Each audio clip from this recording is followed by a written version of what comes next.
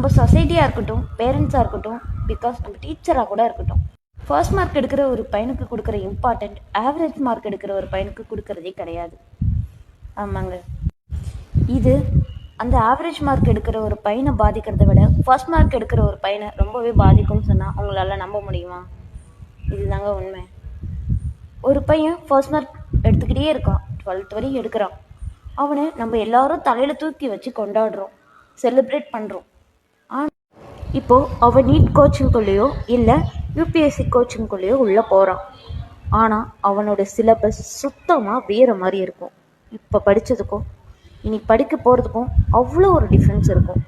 அவனால் in case success பண்ண முடியலை அப்படின்னா அது அவனை சூசைட் வரைக்கும் கொண்டு போகும். ஒரு பக்கம் படிக்காத பையன் கெட்டு குட்டி சோறா போகிறான், இன்னொரு பக்கம் படித்த பையன் இப்படி லாஸ்ட்டாக வந்து சூசைட் பண்ணிக்கிறான். இது ரெண்டுத்துக்குமே நம்ம சொசைட்டியும் நம்மளுடைய டீச்சிங் மெத்தடும் தான் காரணம். ஆமாம், கஷ்டப்பட்டு படித்தா முன்னேறலான்னு சொன்ன யாரும் முன்னேறதுக்கு இன்னும் ரொம்ப கஷ்டப்படணும்னு சொல்ல கிடையாது.